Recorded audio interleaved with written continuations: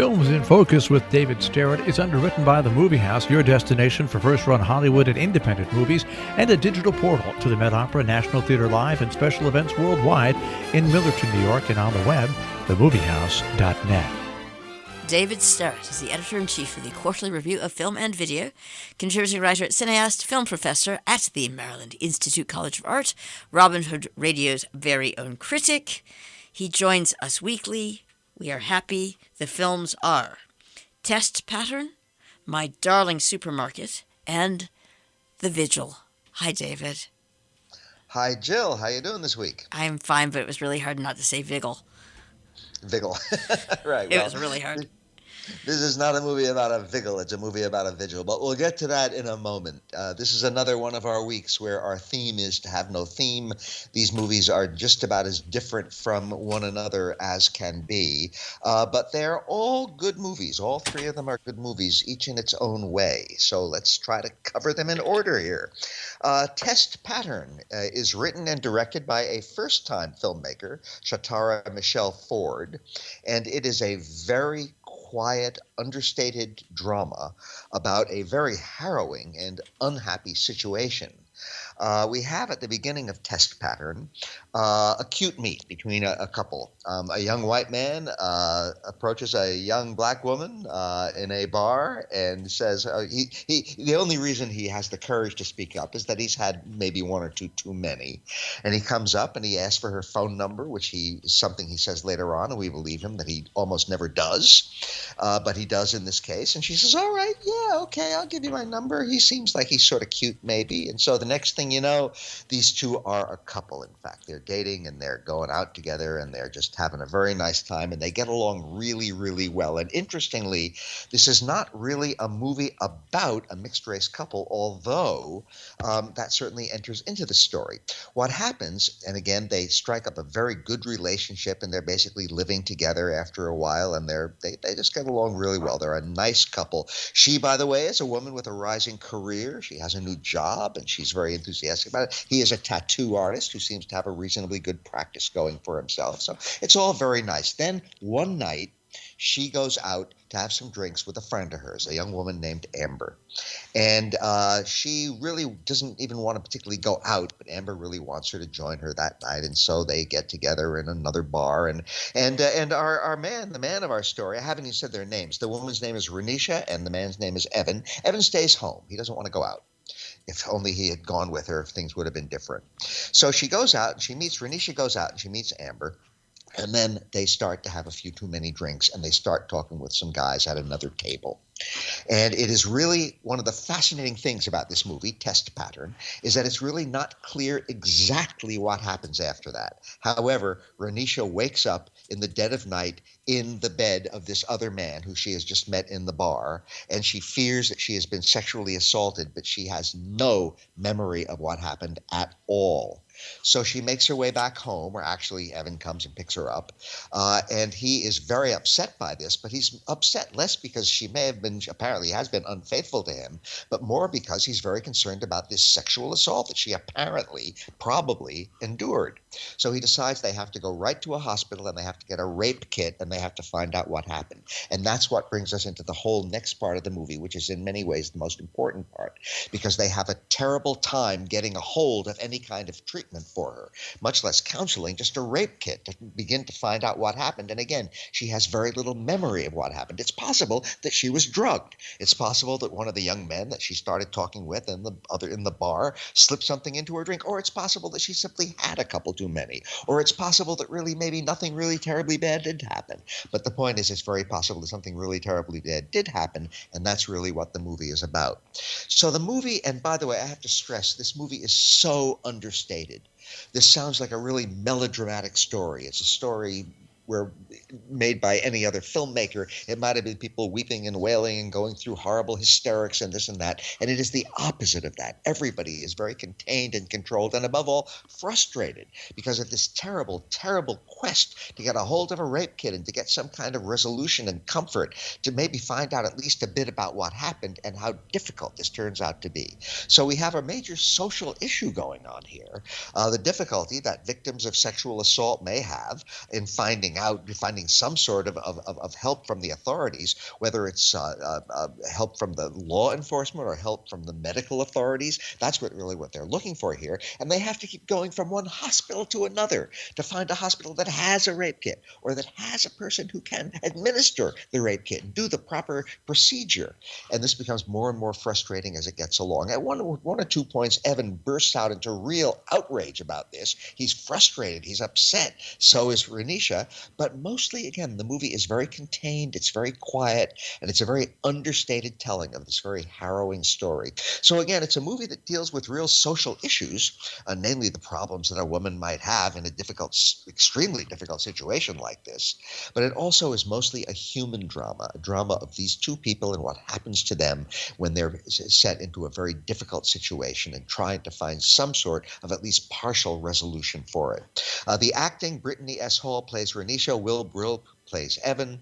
It's a marvelous cast. It's a beautifully directed movie. And again, so understated. You just wish there were more movies like this around. A really affecting human drama that doesn't push things in your face, but lets you discover them scene by scene, moment by moment, sequence by sequence. It's a really, really good movie and an extremely promising movie debut.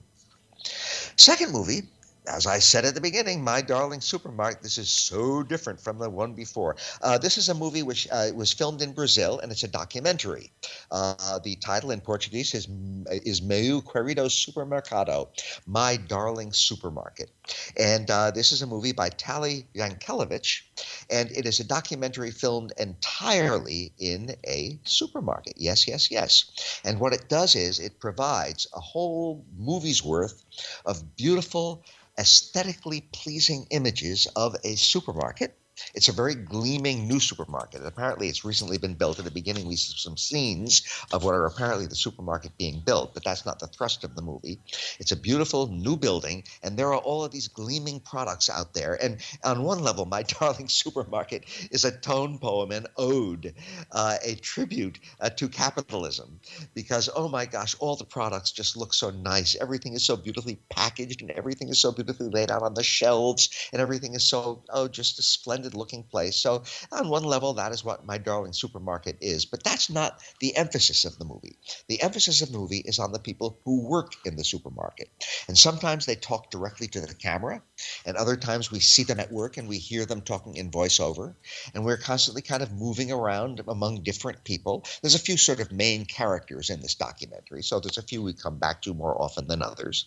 And what they talk about is the kinds of things that are going on in their minds and in their lives while they work at the supermarket. Sometimes they're talking about their work, about how much they enjoy this part of the job or they enjoy that part of the job, and how much fun it is and how they kind of get along or don't get along with this person who works over there at the next counter. But other times, and this is what's most fascinating in the movie, they're talking about just the kinds of things they think about while they're doing their fairly dull, repetitive, pretty boring jobs. They may be thinking about religious matters. They may be thinking about something they read in a magazine about quantum physics. They may be talking about some friends they have who they think about while they work. All these different things, some of which are surprisingly lofty in their intellectual or perhaps spiritual connections. These are people who clearly have inner lives. They have minds. They have ideas. They have thoughts. They have interests. And they are very, very wide-ranging. These people are not intellectuals. They are people who work in a supermarket. But they're people who think about things beyond simply what is under their noses. And that is what is so fascinating about the movie. One of my favorite characters is the woman whose job it is to be looking at all the supermarket. Again, it's a very modern, state-of-the-art place. It has video cameras everywhere, so they can look out for possible pilferage or thievery, burglary.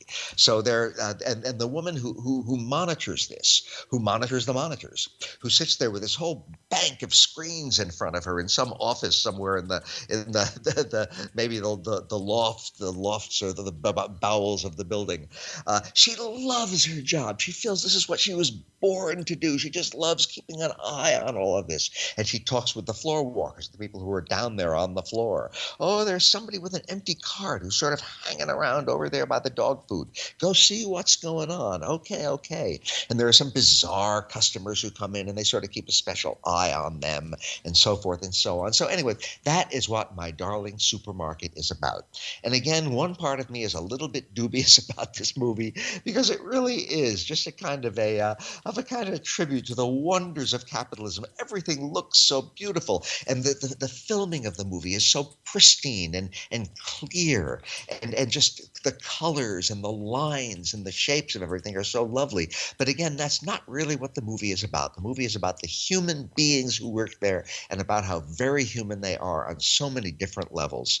So again, it's a very unconventional documentary. I've never seen anything quite like it. I'm not sure that I would have chosen to see a movie called My Darling Supermarket, except that it sort of came recommended by an outfit that does pretty good curating, and so I decided to take a chance on it. It's less than an hour and a half long. That's in its favor, because I'm not sure I would have wanted to watch a 4-hour Fred Wiseman movie about supermarkets, but it's a very, very wonderful, just enticing and engaging movie, and I could not recommend it more highly. Anybody who looks at My Darling Supermarket is going to have a good time with it. And our final movie for today, Jill, is The Vigil, which is a horror movie. Again, yet another totally different kind of movie for us today. This is a movie by another new filmmaker, Keith Thomas, who wrote and directed it. This is turning into a pretty good year for horror movies, even though the year is yet young. And The Vigil is very unusual in one respect.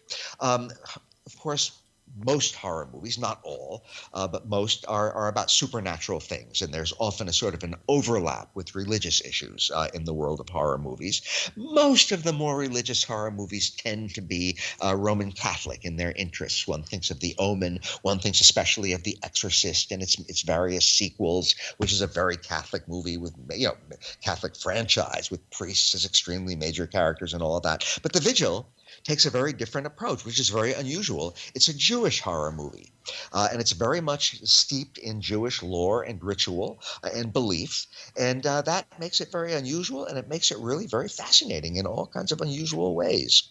So the main character of The Vigil is a young man named Yaakov, and a guy he knows who is a Hasidic Jew and very Orthodox says, hey, I really need you to help here. This is a rabbi, Reb Shulam, his name is. I really need you to help out. This old man I know, this old man, he has just died. And we need a shema.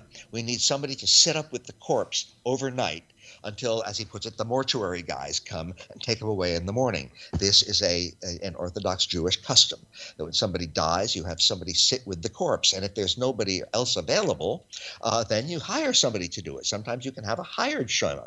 And that is what Yaakov is being asked to do, and he doesn't want to do it. It's going to mean sitting up all night with this corpse. But they finally strike a deal for a few $100s, and Yaakov says, okay, I'll do it.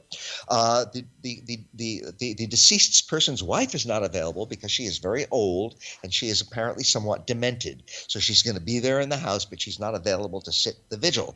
So Yaakov takes this job. So now here we have, as unusual as the movie is with its very Jewish interests, we have something which is a very old tradition, not just of horror movies, but of horror stories generally, the person who is alone for a long period of time with a dead body. And sure enough, all of the horror movie things start to happen. Is that something moving over there in the shadows? Is that something moving around over my head in the upstairs room? Oh my gosh, what's going on here? And as the movie proceeds, more and more of these mysterious things start happening. More and more overtly horrible or horrific things start happening. And we start to learn more about Yaakov, whose own life starts to enter into all this. It turns out that he has an extremely painful recent memory involving a horrible thing that happened to him and his little brother, and other memories, more sort of broader collective memories, such as memories that apparently may be related to the Holocaust, start creeping into it. And of course, that is going to be a part of every Jewish person's memory in at least a collective way. And I would hope of every person's memory, it being the most horrific crime of the 20th century by far. So we have these fascinating memories and fears and ominous things creeping in. On one level, it's just a horror movie with a lot of little frights and scares. And, oh, that made me jump. That cut to that new shot. And that noise that just came on the soundtrack. But on another level, it's a very, very serious story about the kinds of traumas, collective traumas and individual traumas that can haunt us all, especially in our darkest moments. So it's a very, very interesting movie, largely because of its unusual provenance, its very Jewish roots and its Jewish interests. And on other levels, it's just a well-made horror picture that taps into a lot of the tried and true tropes and traditions of the horror movie genre and the horror story genre more generally. I had a good time watching it. It's a good, scary movie. Not a classic, but a good, sharp, scary horror movie. And again, this is turning into a pretty good year for horror movies. I like horror movies. If you like horror movies, you might want to check out The Vigil. And so that is my extremely changeable story this week, Jill. For which we thank you as ever and always, David Sterritt, Films in Focus, The Film's Test Pattern, My Darling Supermarket, and The Vigil.